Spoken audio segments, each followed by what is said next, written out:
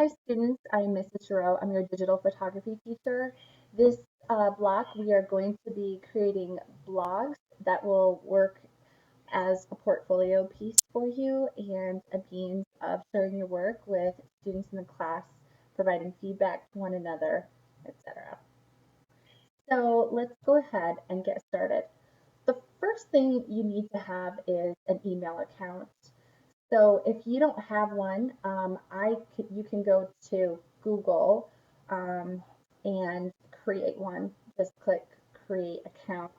And I've already started completing this one. Your name would go there. Choose a username. I have Mrs. Giroux.student example. Create a password, a birthday.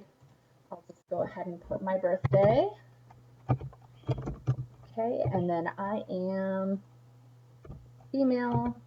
And I want you to put a mobile phone. I'm going to see if I can get away with not having one. Your current email address, Mrs. Giroux@gmail.com. And my location is the US, and then I'll go to the next step. I'll have to scroll down here and agree. And continue to Gmail. Okay, so I've got I'm just going to copy that. I've got my email now. And so I can go next and I can save my password. And if you don't have email, then, you can certainly watch that video and learn how it works. So the next thing I'm going to do is go to blogspot.com. Okay, and I'm going to click create your blog. I like this one. I think it's pretty easy.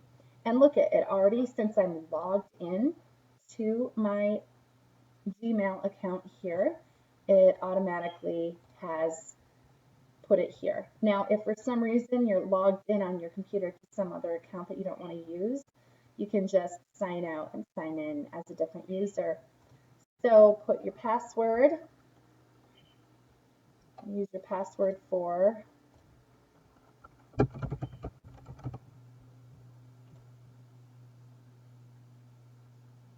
okay. So once you get in here, you are going to,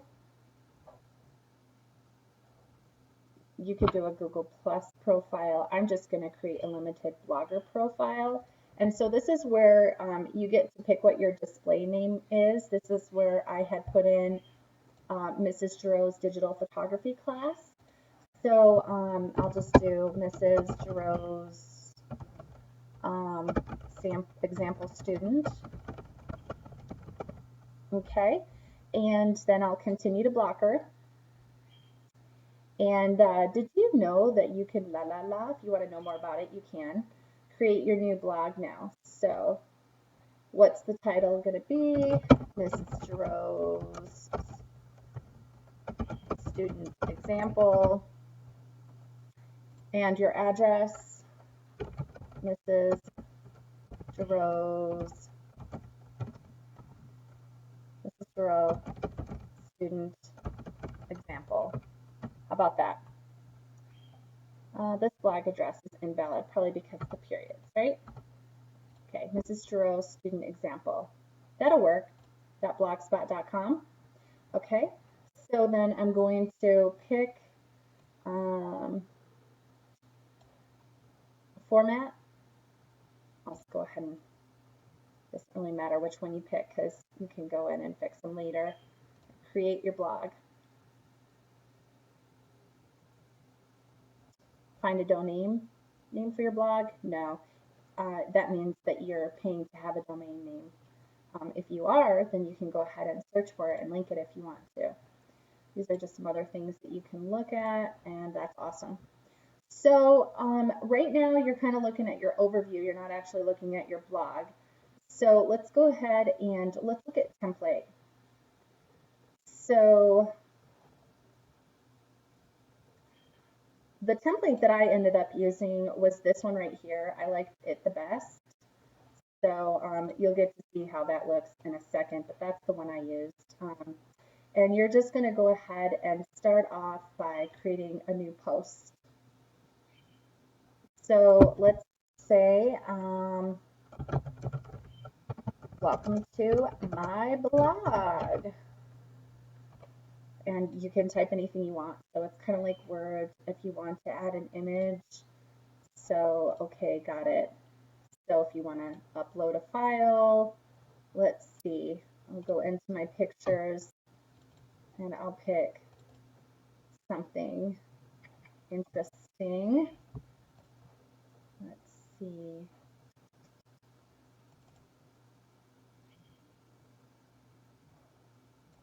Not that one. These are some student examples. So start off my blog with something like this. Okay, perfect. And you can actually just go ahead and add, and I think I can select multiple ones. Let's see. If I hit my control, I'm on a PC, so if I hold down control, I can select multiple images. So that's what I'm going to do now, to add them to my images, and then I can just kind of pick them as I go. So let's see, which image do I want at the very top of my blog? I think I like this one, so I'm going to just, oops, I don't want all of them selected. So I'm going to go through and unselect these ones. Oopsie. This is the only one that I want at the top, so I'm going to add that. And you'll notice if you click on that, you can make it small, medium, large, extra large, or original size. So I'm just going to go with large. I like that one. And you can say whatever you want to say. I'm excited to be here. You probably want to say your name. My name is Example. All right. I live in, you know, I live in the country. We have horses, cows. I work on a farm to help my parents.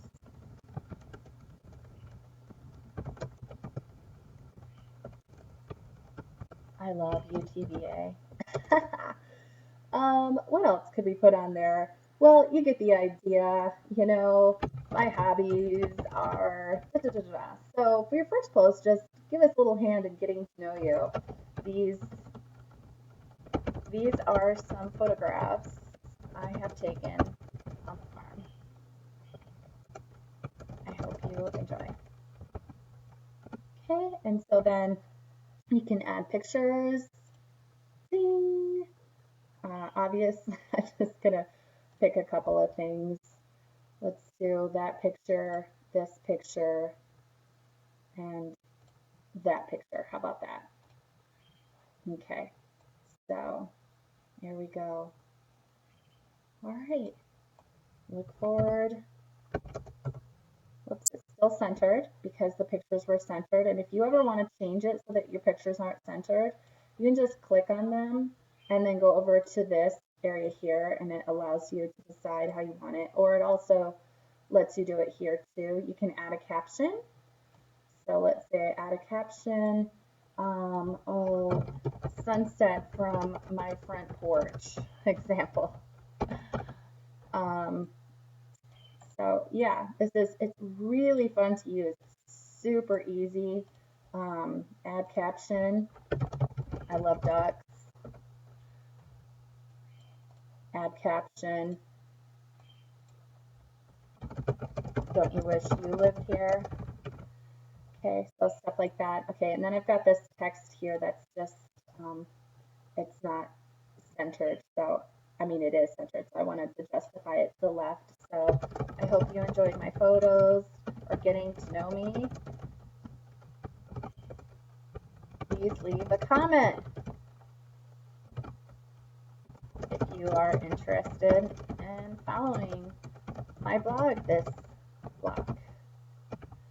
So that's a good way to get some feedback and make some friends. Okay, so then when you're finished with that, then you're just going to click publish. Okay, and so this area here where it shows posts is going to show all of your posts, and you can edit them. You can delete them, whatever you want to do. But you're probably going, well, I really want to see my blog. So you're going to click on view blog, and this is where you get to see what your blog actually looks like. So this is how it looks. Pretty cool, huh? And so people can leave comments for you, and you can go to other people's blogs and leave comments with them. You can also share it if you want to via Facebook. And so what I also want to teach you how to do is to add gadgets to your page, which is really easy. So you just want to go to design, and actually now that you have a page set up, you can switch the designs. You can go through them and kind of see how they would look. So if you picked that design, that's how that would look. Just X it out if you don't want it. This is the one that you have.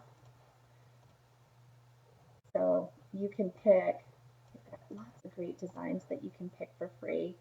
So, and I even believe that once you pick a design, you can even modify things like the colors and stuff like that. And that's way more detail than I'm going to go into here. But that is what you can do to pick a different design. And then layout. Layout is where you want to go to add some gadgets. So you can add a navigation bar gadget. You can edit your header. So like if you decided, ooh, I just don't really like what I titled it, you can change that here. You can add a little description that'll show up, or a poem, or something, anything, a quote, something you've written, whatever. You can choose photographs to put there. You can actually have your title and description go on top of the photograph. And so you can just kind of play with that. There's also this cross column gadget you can add, and these are your main blog posts. But over here to the right, these are where your gadgets are. So you've got an About Me gadget. If you click, oops, no, not edit. Well, you could change that. I'm just going to go ahead and get rid of that. You can add a gadget, and this is what I'm trying to get you to be able to do. So there's different gadgets that you could add to the sidebar. Like if you wanted to add an image of yourself, you certainly could. So here's an example. I'm not sure if you have to title it. You might have to title it, but you would choose, an image to represent you. So let me see if I have, I'll just do a picture of, for example, oh, say you wanted to do a picture of yourself building a snowman. Okay, there you are. Let's say that's you, and you're going to shrink to fit, and title me. And you don't have to do captions or links or anything like that. So save that. So let's say that that is one of the gadgets that you add. The other gadget I'm going to want you to add, you don't have to add a picture of yourself. You can if you want to. You can add any pictures that you want to your page, your blog. But a blog list. No, where's the links? Link list. Okay, so add a link list. And this one is going to be titled my favorite blogs or something like that, or blogs I follow. And I would do mine alphabetically. And so, for example, you could do Mrs. Hart's blog, or oops, I'm not Mrs. Hart, I'm Mrs. Giroux now. I got married this summer. Mrs. Giroux's blog. It's going to take me a minute to get used to that, huh? So here is, gosh, what was mine? Okay, so here I've got my link up still. Woohoo, that's good. And you know what's funny about this is that if you accidentally switch, you'll have to go back and click the add gadget part again and kind of start over. Oops. Little issues I've noticed. So blogs I follow, sort alphabetically. Mrs. Giroux's blog, and just paste my hyperlink, and then you click add, and now it's there, and click save. Okay, so here's my gadgets. Okay, and if I wanted to edit about me, is that gonna let you show about me? Okay, I'm not sure if there's how you get to add information about it. So here's blogs I follow. This is Giroux's blog. And so what we're going to end up doing is once I have you guys, you're just going to take your link here and you are going to paste it into the week 1 assignment Dropbox for me. And that's going to be your assignment this week to get your blog portfolio started. And let's see here. So I will help to decide a few students that I would like you to follow with. If you have any friends in the class that you know for sure that you want to follow, you can, when you submit your link, say, hey, I really want to follow so-and-so, and I can try to accommodate you so that you are set to follow friends and things like that. Otherwise, I'll just assign people, which would be great too, because that'll help you get to know people that you don't know. And I want to make sure that everybody has a small group of people to follow with so that they can make new friends and get feedback and things like that, because that's what makes it so fun. So I'm really looking forward to that. I am just going to now use the rest of my time to go over to my blog here. I just wanted to share what I have set up so far. Mrs. Giroux's digital photography class. This is where my student blogs are going to go.